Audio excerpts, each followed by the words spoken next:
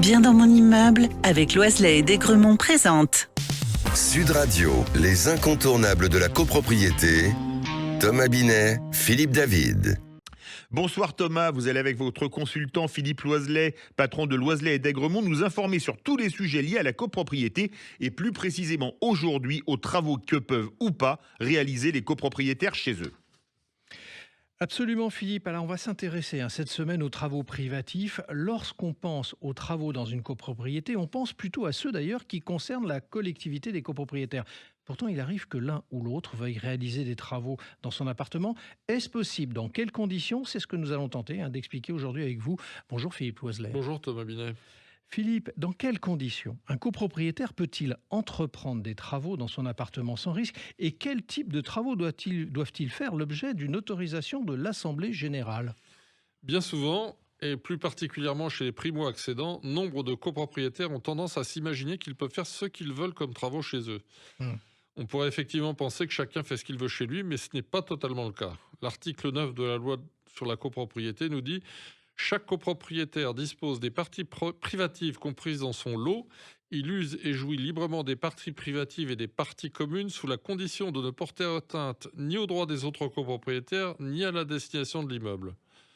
En bref, il fait ce qu'il veut chez lui tant que cela n'a pas d'influence chez les autres copropriétaires ou sur les parties communes ou l'aspect extérieur de l'immeuble.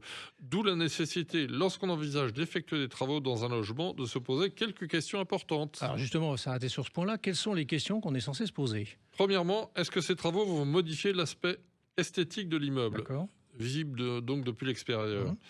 Par exemple, la fermeture d'une loggia, la création d'une fenêtre de toit ou simplement changer ses volets ou même leur couleur, parce que tous ces travaux impactent l'extérieur de l'immeuble. Deuxièmement, est-ce que ces travaux vont avoir un impact sur la structure de l'immeuble, par exemple l'ouverture d'un mur porteur ou l'ouverture d'un plancher pour relier deux niveaux? Troisièmement, que prévoit le règlement de copropriété en termes de travaux privatifs? Y a-t-il des dispositions particulières, des restrictions? Quatrièmement, est-ce que les travaux vont changer la destination de mon lot, par exemple en transformant un local commercial en logement d'habitation? Tous ces cas de figure impliquent la nécessité d'obtenir une autorisation préalable de l'Assemblée. Alors justement, vous venez de le dire, il faut obtenir une autorisation. Quelle est la méthode pour l'obtenir? Quels sont les éléments qu'il faut avoir? Est-ce qu'il faut préparer un dossier? Plein de questions. Allez-y, dites-nous. Pour préparer son dossier en vue de soumettre un projet de travaux privatifs à l'autorisation de l'Assemblée, il est important de suivre certaines étapes pour s'assurer de présenter une demande complète et précise qui permettra à l'Assemblée de prendre une décision éclairée. Quelles sont les grandes lignes de cette préparation?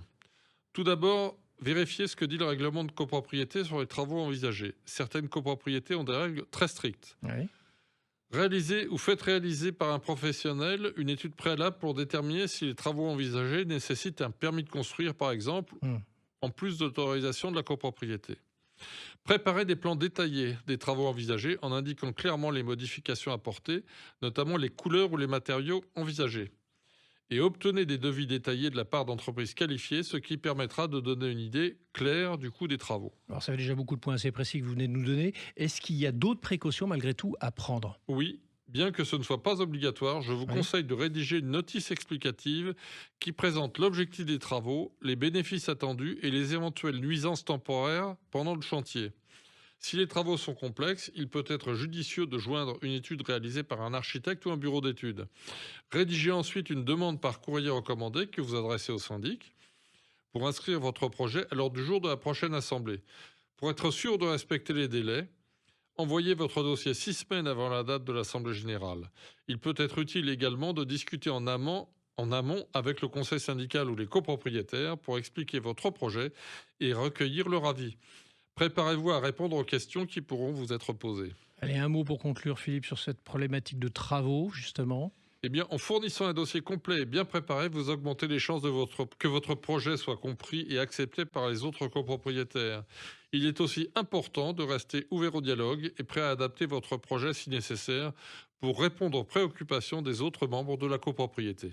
Merci Philippe et Thomas, nous vous retrouvons vendredi prochain pour un autre numéro d'Oser Investir, les incontournables de la copropriété.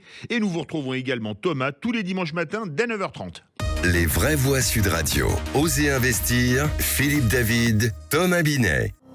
Avec Loiselet et Desgremont, bien dans mon immeuble.